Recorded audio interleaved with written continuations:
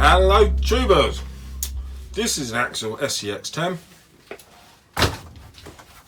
and this is a Hobbywing 1080 ESC. The ESC in the SCX10 has popped its little guts, so we're going to install that. I was going to do this anyhow. The SCX10, the AE ESC isn't really up to scratch. It's more of a toy grade ESC in my opinion. Traxxas, as much as they're slated, they do a lot of decent electronics when they work. For example, an XL5 is one of the bottom of the range ESCs they do, I suppose.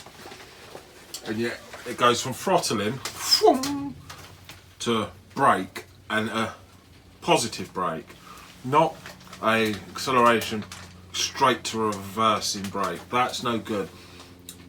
And for crawling, I think that is an absolutely gash idea. You need more like the Traxxas standard ESC. Now, I wasn't going to buy one of them because they are silly money. So I spoke to the guys at TJD and they come up with this. They reckon this is exactly what I'm after. It's completely programmable. I'm going to get this installed. I won't bore you with how it's fitted, but we will talk about some of the features shortly, and we'll look at what the SCX10 is then like on a couple of little ascents and descents. See you in a moment, tubers. Right then, tubers, let's take a look at what we get in the box. As you can see, it's sealed, so you'll see exactly what you get at the same time as I do for the first time. You get a very smart looking presentation. I quite like the look of the ESC. Ooh. On the box that looks like it's quite small. So this is how we're going to program the ESC to what we want it to do afterwards. And on the back it's got some jargon. We'll look at that in more detail in a minute. You get a bit of hink sheet. You get some double-sided sticky foam. Of course, the ESC.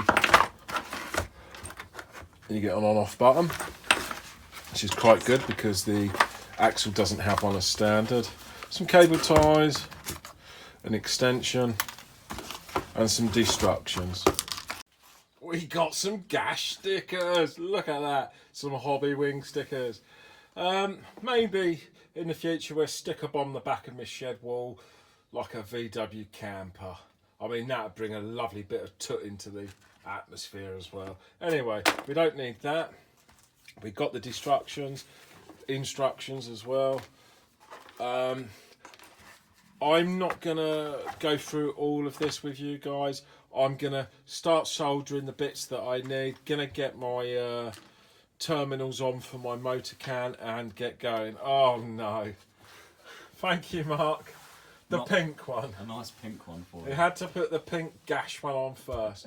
Never mind. Anyway, tubers, I'll bring you back when this is plumbed in. Better.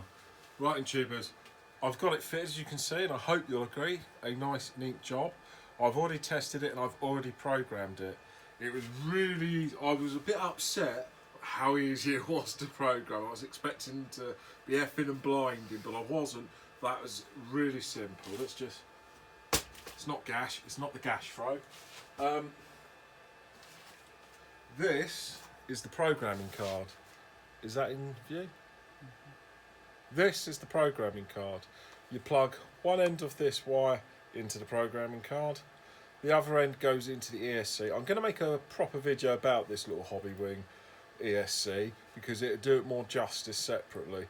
This is more about seeing how it goes afterwards. But you plug it in and up comes, well, you turn the ESC off, turn your ESC on with this all plugged in, up comes item number. Now there's 15 different programmable features. I've quickly gone through and reprogrammed 4 features that I wanted. I wanted throttle to brake to then reverse, the second pull of the trigger for the reverse. I've taken the drag brake right down because it was too violent. It was endoing every time you come off the throttle. That's not a bad thing because you're not bashing with it, but at the same time the little boy is going to end up somersaulting it constantly. Talking to my little boy. No, he's not coming in. Right. What else did I change on it? I enabled the freewheeling feature, again for crawling. It even suggests that in the thing when I was reading through it. So I've enabled that. One of the other features it's got is number 7. Anyway, so I'll just quickly run you through the 15 features that you can change. Running mode, which is as I've described, forwards to brake, to forwards, brake, reverse to forwards to reverse. Battery type, self-explanatory. Cut-off voltage, self-explanatory. Initial start force, I believe that means they often go off the mark. Maximum forward force, maximum reverse force. I've upped that because it's set default at 50%. Probably want to be able to reverse out of things a bit quicker. Initial braking force, drag brake rate, neutral range, start mode punch. Again, that's to do with the launch. The PWM frequency, which stands for drive frequency. The acceleration will be more aggressive at the initial stage when drive frequency is low. BEC voltage. I believe that's all to do with what servos you're running, whether they're 6 volt or 7.4 volts. So you need to check your model. You get that wrong, it's no good. And freewheeling ability. So all in all, so far I think that's a cracking little thing. Very easy to edit and set up, rather. Get in. That programming card really makes light work of it. Show you that once more. Very simple. We've got the item number comes up there, 1 to 15, and then the value refers to the different options, and you flick through, and then you can push OK to set. Like I say, I'm going to do a separate video on that, but now let's go and take a look at what it's like on a bit of a crawling track. Come with us. Right, tubers, we're on location. Let's go.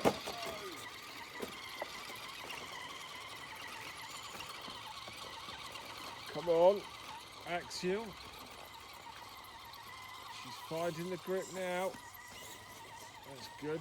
This is more about the tyres at this stage, but what I want to see is what it's now like to crawl down. Oh, well, that gives us another bite of the cherry then. What I want to see is what it's now like that we haven't got that reverse to brake. Throttle to reverse, the braking ability. Oh, that's a lot better. Oh, that's more about me than get it back up there.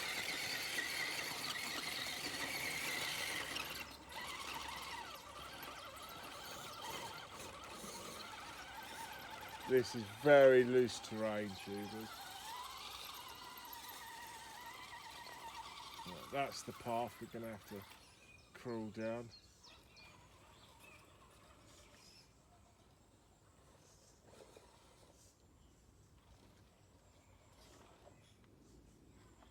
See, that's me braking and it's not going to reverse. Oh, that transforms.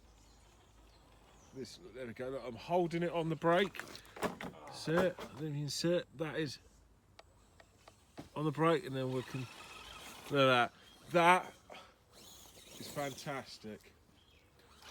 Right, I'm going to let the little boy have a go on this, and then I'll talk to you about it. I think that concludes it quite nicely, tubers. That it was a smart move getting a different and much better ESC.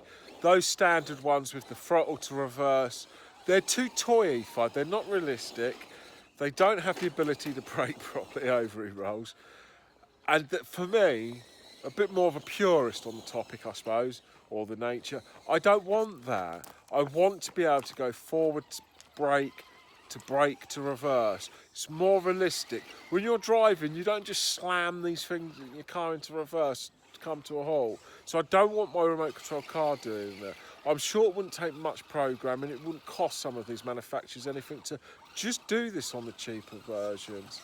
So the likes of like Mark's here, this little Red Cat's got the same issue, and I think Mark may at some point probably go to a Hobbywing ESC anyhow. Probably will. There you go. There's a wheel. It just spoils it, doesn't it? Yeah. You can't be intricate enough with the controls. Anyway, I'm going to get my TRX4 out and I'm going to have some fun. I might even have a go on that axle again. Don't forget to subscribe here and watch one of our other videos over here. Teabag.